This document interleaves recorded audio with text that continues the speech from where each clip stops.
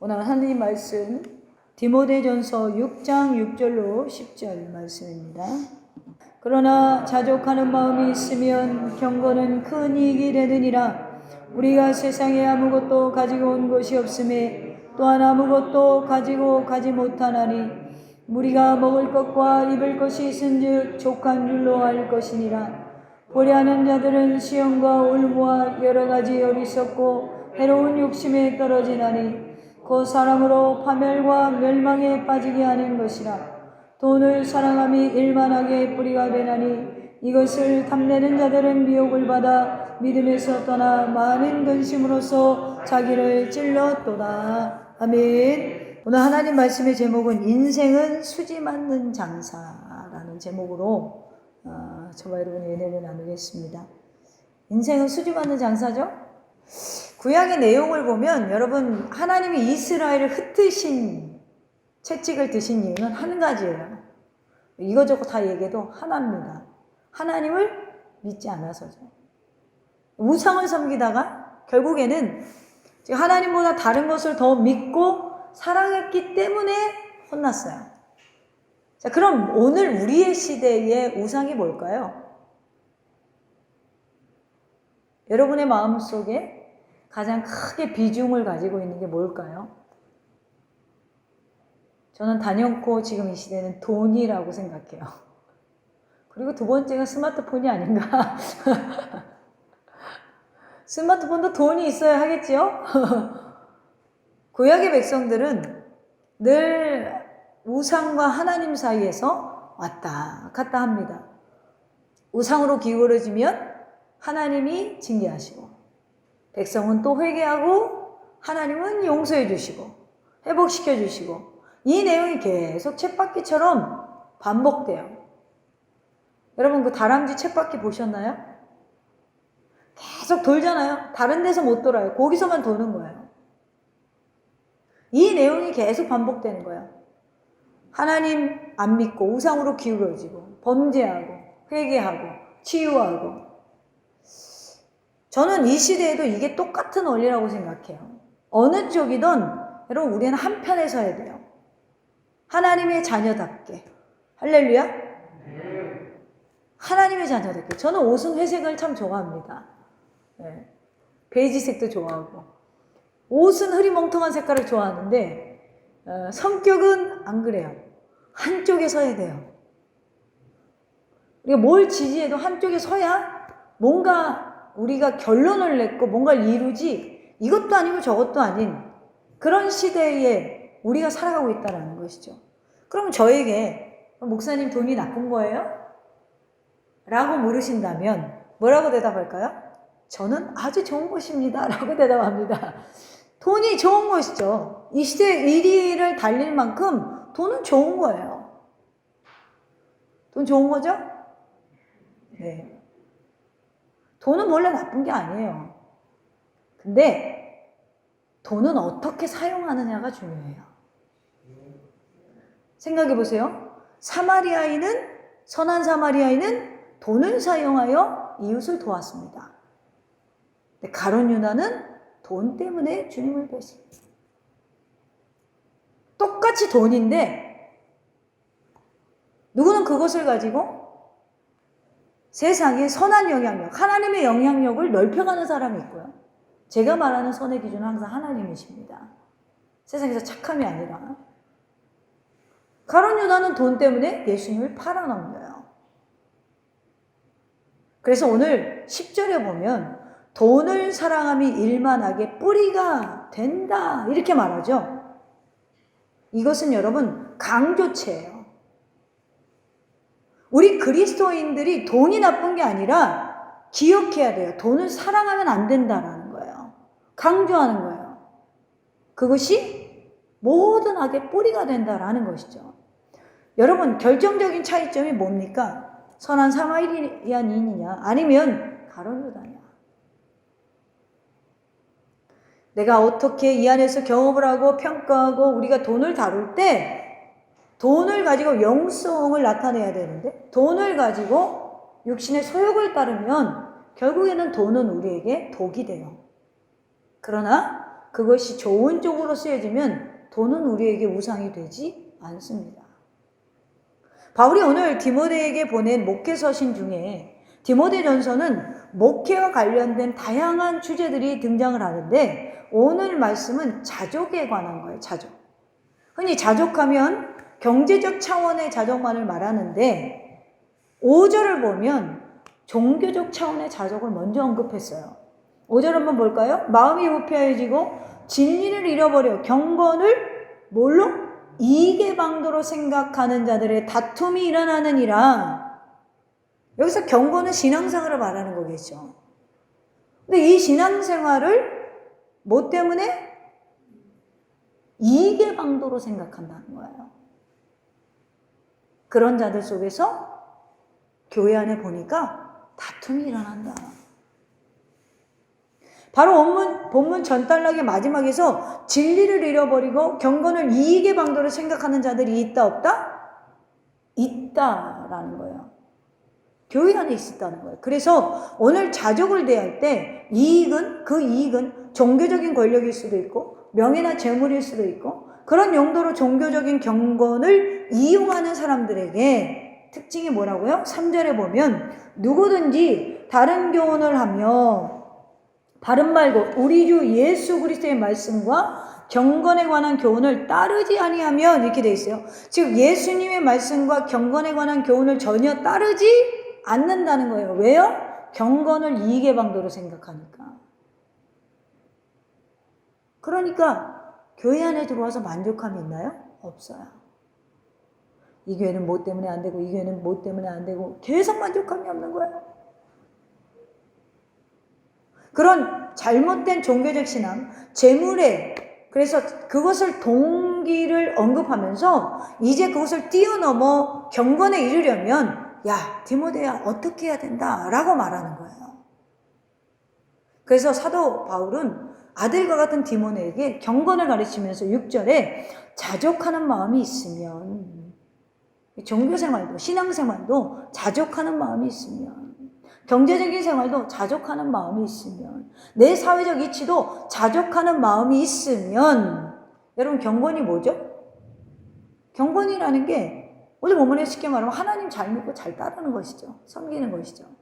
그러니까 우리가 스스로 만족하는 자족하는 마음이 있을 때 우리 교회가 작지만 이 교회를 사랑하고 만족하는 마음이 있을 때 교회 불평이 없겠죠. 여러분 경건이라는 건 그냥 하나님을 믿고 섬기는 거예요.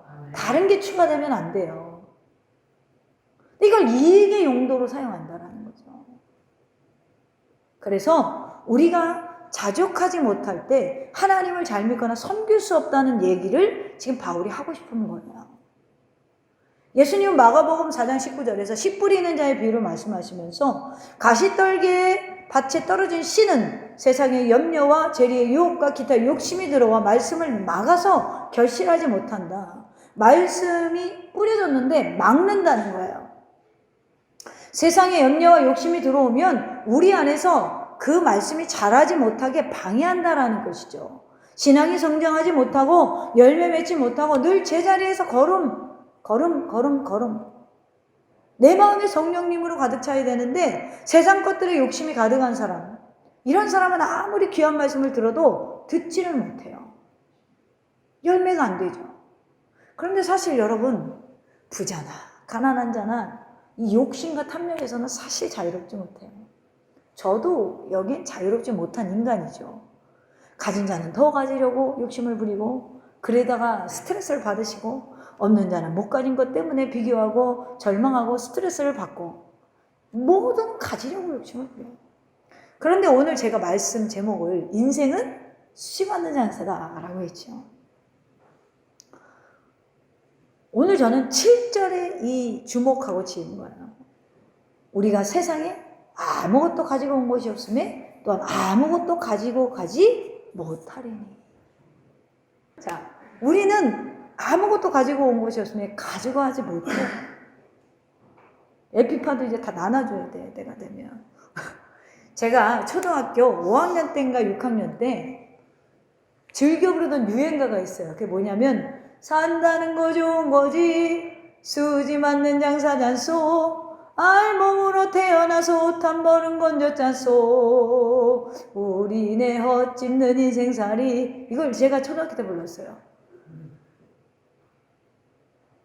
우리가 알몸으로 태어났지만 하나님의 은혜로 부모님을 만나게 해주셔서 낳자마자 옷을 입히잖아요. 며칠 전에 제 사촌 동생이 등려를 했는데 낳자마자 빨개 벗겨나요? 바로 준비해놨던 걸 싸매주더라고요. 만나자마자 입혀주시고. 지금까지 하나님이 이 땅에 맺어준 우리가 사랑과의 인연 속에서 우리는 잘 먹고 잘 사고 이 코로나 위기 속에서도 우리 교회 망한 사람 하나도 없어요. 그러니 우리가 인생이 수지 맞는 장사잖소. 할렐루야? 그런데 만족함이 없어. 이제 주님 안에서 만족이라는 은혜를 맛보는 그 행복이 저와 여러분 가운데 있으면 좋겠습니다. 이 만족, 오늘 자족하는 마음, 오늘 여러분 자족하면서 살아가시기를 바랍니다. 잘 안 되잖아요? 근데 빌립보서 4장 11절에 바울이 뭐라고 그러냐면 어떠한 형편에든지 내가 자족하기를 배웠다. 우리도 반드시 바울처럼 자족하는 비결을 오늘 배워서 삶 가운데 행복과 감사가 넘치길 주님의 이름으로 축원합니다. 첫째로 우리가 언제 그러면 이런 마음이 드냐? 우리네 인생의 빈손임을 기억할 때. 오늘 7, 8절에 보면 우리가 세상에 아무것도 가지고 온 것이 없으면 또한 아무것도 가지고 가지 못하리니 우리가 먹을 것과 입을 것이 있은즉 족한 줄로 알 것이니라. 바울이 지금 우리의 인생이 빈손으로 왔다가 빈손으로 가는 공수래 공수거, 이건 하나님을 전혀 모르는 중국의 공자도 간파한 진리예요. 그런 재물에 욕심을 내지 말고 먹을 것 입을 것이 있은즉 족한 줄로 알라. 우린 하나님의 자녀잖아요. 우리 주어진 몸도 내 몫을 감사하며 살 줄로 아는 사람들이 되어야 돼요. 아담과 하와가 선악과를 따먹을 때 여러분 왜 따먹었어요? 자신에게 주어진 상황을 만족하지 못했어요. 그 하나만 허락하지 않았는데 그 하나도 내게 되고 싶은 거야. 내 거로 만들고 싶은 거야, 그 하나도. 그리고 선악과를 바라볼 때 범칙도 하고 먹음직도 하고 정말 하나님처럼 될 것 같은 욕심이 그 안에 자리 잡게 되고 선악과를 따먹는 행동으로 옮겨요. 여러분 야고보서 1장 15절에 보면 이런 말씀이 있어요. 욕심이 잉태한즉 다 아시죠? 죄를 낳고 죄가 장성한즉 사망을 낳느니라. 여기서 욕심은 뭐죠? 본질이에요. 그럼 죄가 장성해서 사망을 낳아요. 이건 뭐죠? 현상이에요. 자, 그래서 야고보서 1장 14절에 보면 오직 각 사람이 시험을 받는 것은 자기 욕심에 끌려 미혹되미니 이렇게 돼 있어요. 자, 욕심이 있어서 미혹이 된다는 거예요. 여러분 사실 우리가 행복하지 못한 게 욕심 때문입니다. 그래서 그 전에 13절에 야고보서 1장 13절에 보면 이런 말씀이 있어요. 사람이 시험을 받을 때에 내가 하나님께 시험을 받는다 하지 말지니 하나님은 악에게 시험을 받지도 아니하시고 친히 아무도 시험하지 아니하시느니라. 여러분 여기서 말하고 있는 시험이 바로 유혹이에요. 하와가 저 뱀이 날 시험해서 유혹해서 넘어갔는데요? 그게 아니에요. 자기 안에 본질이 있어요. 하나님처럼 되고 싶은.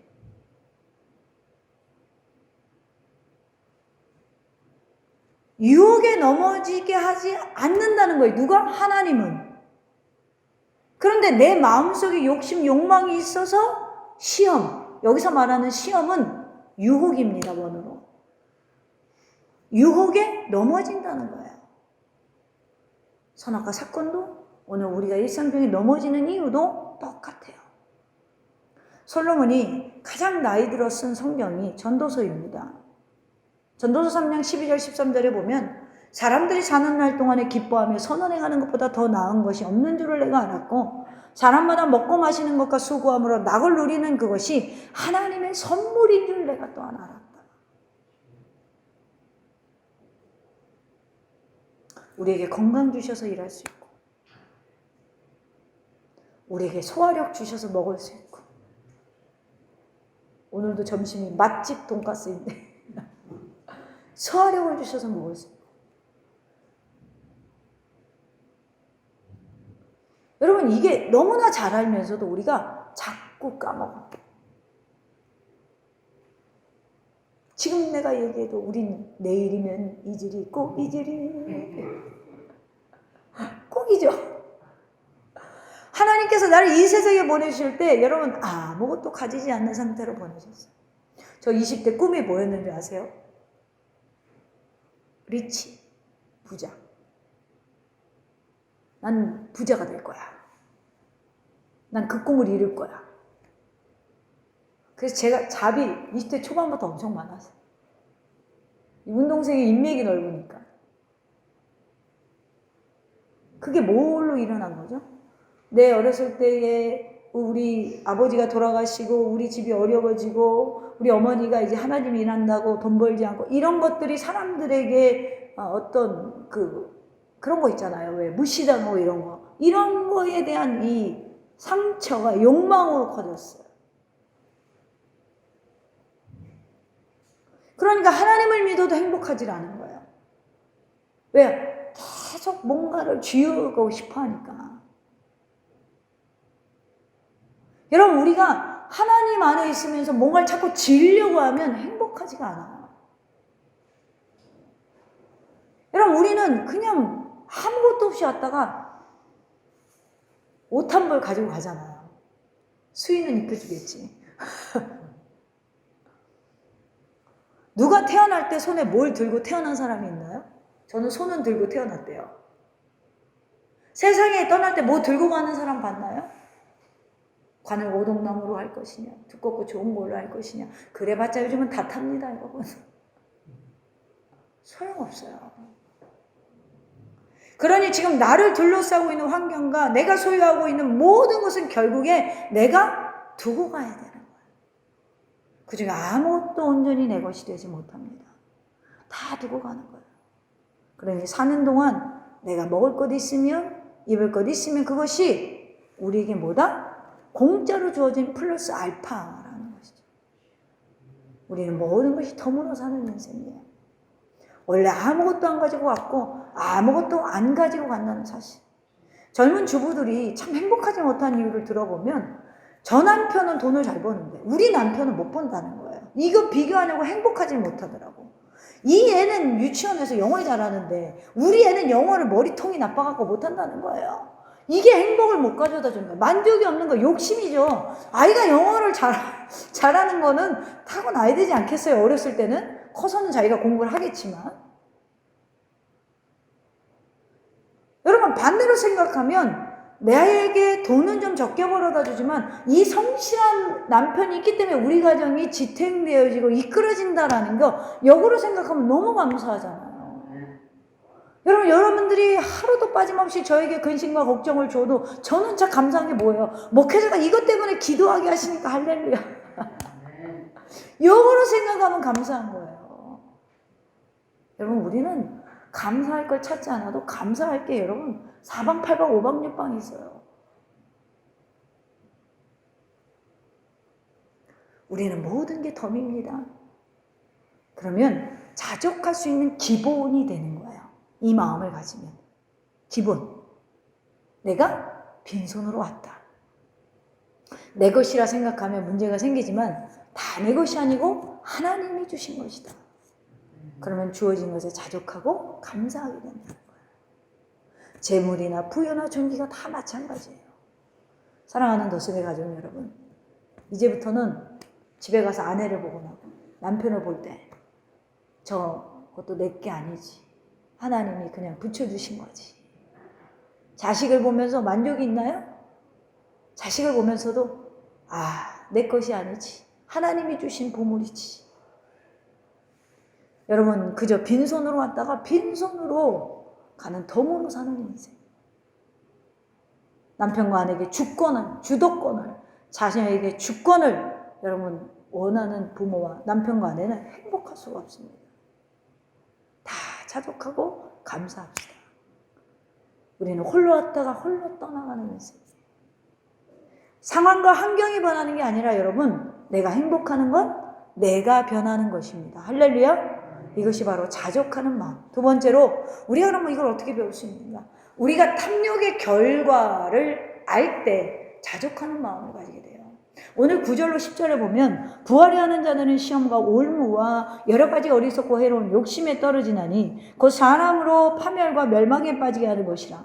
돈을 사랑함이 일만하게 뿌리가 되나니 이것을 탐내는 자들은 미혹을 받아 믿음에서 떠나 많은 근심으로써 자기를 찔렀도다. 자, 예수님도 말씀하셨죠. 마태복음 6장 24절에 너희가 하나님과 재물을 겸하여 섬기지 못한다. 자, 이 둘을 겸하여 섬길 수 없다. 둘 사이에 방황하고 있으면 안 된다. 우리는 한 가지를 택해야 돼요. 여러분, 돈은 절대로 사랑의 대상이 아니라 섬김의 대상이 아닙니다. 그렇게 되면 돈의 노예가 돼요. 명예가 노예가 되고 인간적으로 내가 사랑하는 것들의 노예가 돼요. 우리는 세상 것들을 잠시 맡고 있는 청지기에 불과해요. 그러니 세상 것의 노예가 되면 안 되고 주인이 돼야 돼요. 왜 그렇죠? 인간을 만드셨을 때 하나님이 모든 피조물을 만들고 아담에게 주신 권위가 뭐예요? 정복하고 다스리라. 근데 이걸 뺏겨버렸어, 주도권을. 돈의 노예가 돼. 명예의 노예가 돼. 예를 들어 여러분, 돈은 지혜롭게 사용하면 되는 거예요. 그럼 아주면 좋죠. 그러면 여러분들이 지혜롭게 사용하면 하나님이 더 맡기실 거예요. 초대교회 시대에 예루살렘 교회가 부흥했을 때 바나바를 비롯한 부자들이 자기 재산을 팔아서 교회에 바쳤죠. 여러분들 다 아는 얘기죠?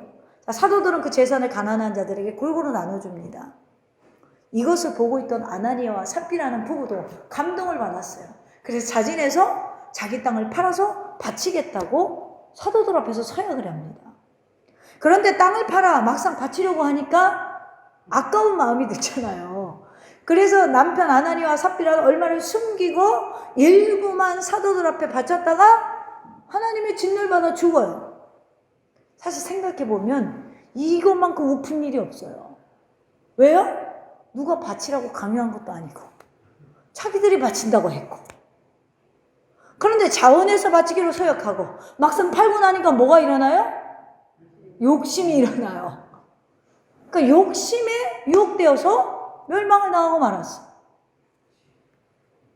여러분, 우리가 음식을 먹을 때 일반적인 동물들은 자기 위에 70%에서 80%만 채운대요. 그렇다면 사람은 자기 위를 몇 프로 채울까? 120%를 채운대요. 120%까지 채운대요, 사람이. 그리고 이런다죠. 커피도 마셔야 되고 케이크도 디저트도 먹어야 되고. 어떤 실험을 했는데요. 아가씨들이 케이크를 좋아하잖아요, 디저트를. 그래서 위를 꽉 차게 음식을 먹여놓고 이제 이게 찍는 거예요, 이 보이게. 근데 케이크를 생각나게 하고 보여주니까 음식이 비켜, 위에서. 케이크 들어갈 자리를 만들어주는 거야. 그게 인체의 신비라는 거예요, 여러분. 역시 주님은 인간을 위대하게 만들었어. 120%를 채우고도 만족하지 못하고 저녁은 뭐 먹지? 내일은 뭐 해먹나? 사람의 욕심에는요, 순서가 있대요. 배가 채워지면 뭘 욕심내냐? 옷, 집, 차, 이런 액세서리. 여기에 욕심을, 사치품에 욕심을 낸다는 거예요. 이것도 채워지면 그 다음에 명예와 권력. 또 이것도 채워지면 육체적인 쾌락을 즐긴다는 거예요. 이렇게 인간의 욕심은 계속해서 발전하고 끝이 없답니다. 성경에서 여러분 오늘 돈을 이야기하고 예수님도 재물과 하나님을 겸하여 섬길 수 없다고 했지만 돈이라는 것은 이 하나만 이야기하는 게 아니라 인간의 모든 욕망을 집약한 대표예요.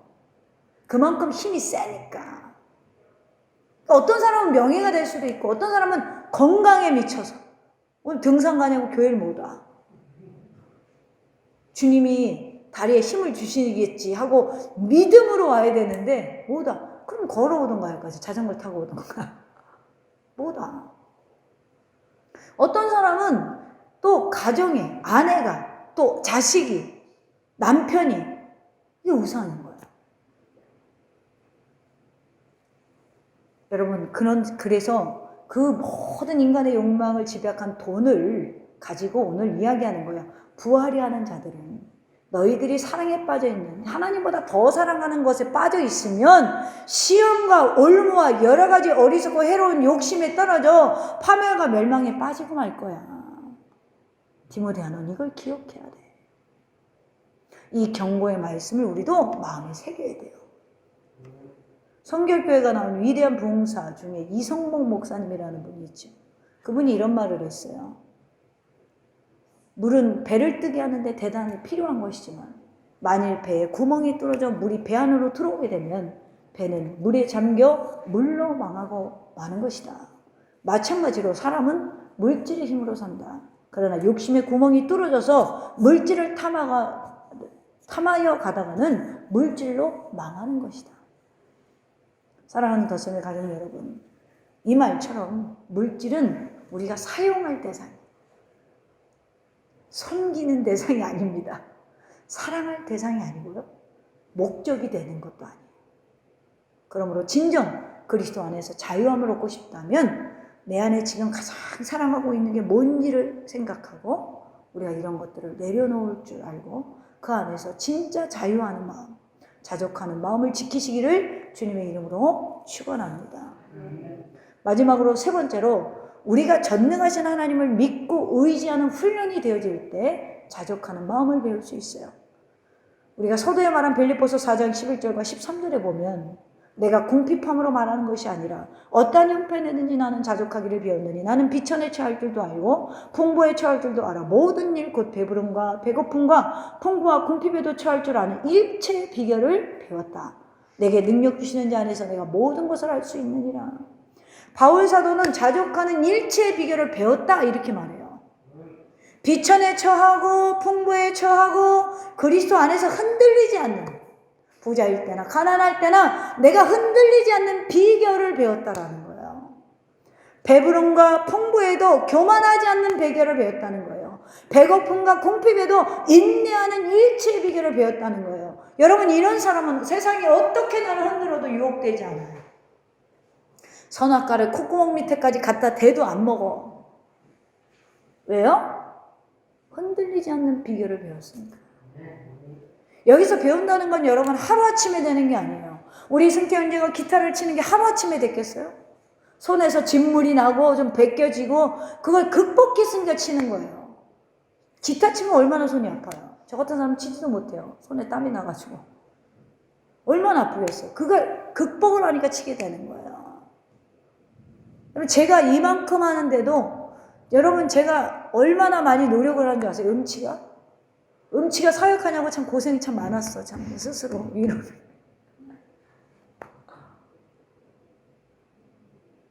오랜 시간 훈련 터득된 거예요. 그래서 오늘 본문에 다음 단락을 보면 6장 11절 디모데전서 6장 11절에 보면 오직 너 하나님의 사람아 이것들을 피하고 뭘? 지금까지 말한 거 피하라. 의와 경건과 믿음과 사랑과 인내와 온유를 따르며 믿음의 선한 싸움을 싸우라. 영생을 취하라. 이를 위하여 내가 부르심을 받았고 많은 증인 앞에서 선한 증언을 하였도다. 할렐루야. 이것을 위해서 부름받았다는 거예요. 이 싸움을 위해서. 우리가 구원받았지만 여러분 우리 아직 천국에 간 거 아니잖아요. 그동안에 뭐 해야 돼요? 그 믿음을 지키는 데는 싸움이 필요하다라는 것이죠. 흔들리지 않고 욕에 넘어지지 않는 싸움이 필요하다라는 거예요. 계속해서 그래서 우리는 반복해야 되는 거예요. 바울은 여러 환경 속에 오직 내게 능력 주시는 자 예수 그리스도 때문에 어떤 형편에 처할 줄도 알게 되었다. 결국 바울 사도의 자족하는 마음은 하나님께서 자신을 먹이고 입힌다는 믿음의 훈련을 통했기 때문에 교회에 절대 흔들리지 않는 거예요. 내가 가난해서 그러는 거 아니야. 나는 가난할 줄도 알고 부할 줄도 알아. 그러니 디모데 너도 이 과정을 통해서 배우라. 이것이 경건에 유익하다. 사랑하는 성도 여러분, 우리가 자족하지 못하는 중에 하나는 요 믿음이 없어요. 하나님이 나를 채우신다. 그래서 통장에 비면 안 돼. 비상금이 있어야지. 그 비상금 뭐 바람 불면 휙 날아가 버릴 거. 우리가 또 비상금을 만들어야 얼마나 만들 것이요. 우리가 나를 채우신다는 걸 믿으면요, 우리가 아무것도 없어도 두려운 게 없어요. 나를 도우신다는 확신이 있으면 내게 아무것도 없어도 하나님이 나를 사업가로 키운다고 했으니까 돕는 데를 붙이겠구나, 이런 믿음이 있다라는 거예요. 그러니 여러분, 우리네 인생은 수지 맞는 장사입니다. 이익이 넘치는 인생이에요. 구원뿐 아니라 플러스 알파로 받는 것들이 너무나 많아요. 이것을 우리네 인생의 다양성으로 훈련시켜 주시면서 더욱이 하나님의 영성을 회복시켜 주시니 이 또한 얼마나 감사한지요. 오늘 여러분에게 이 믿음이 있는가 스스로 물어보시기를 바랍니다. 자족하는 마음은 하나님께서 늘 우리와 함께 하시고 떠나지 않으실 것이라는 믿음에서 출발하셔야 돼요. 나를 도우시는구나. 이런 믿음이 있는 사람은 미래를 두려워하지 않아요. 노후를 염려하지 않습니다. 자녀의 앞날을 염려하지 않습니다. 사업의 앞날을 염려하지 않습니다. 다음 달 낼 공과금을 염려하지 않아요. 여러분이 사는 집이 좀 좁으신 분이 있습니까? 믿음이 있는 사람은 집 갖고 염려하지 않습니다. 여러분의 건강이 좋지 않습니까? 믿음이 있는 사람은 건강 때문에 염려에 빠지지 않습니다. 입만 열면 걱정하고 입만 열면 내 건강 이야기하는 분들이 있어요. 제 주변에도. 이건 여러분 이렇게 얘기하는 거예요. 난 믿음이 없어. 할렐루야. 지금까지 함께 하신 하나님께서 여러분의 미래도 책임져 주셔요. 하나님은 과거에도 살아계셨고 현재에도 살아계시며 미래에도 살아계신 분입니다. 그러므로 여러분, 우리는 돈으로만 사는 게 아니에요. 밥으로만 사는 게 아니에요. 하나님의 말씀으로, 하나님을 믿는 믿음으로 사시는 줄로 믿으시기를 바랍니다. 여러분, 그래서 여러분의 인생 광야에서 겪는 이 훈련을 통해서 이제로부터 자족하는 일체의 비결을 배워서 여러분의 삶에 행복과 감사가 넘치기를 주님의 이름으로 축원합니다.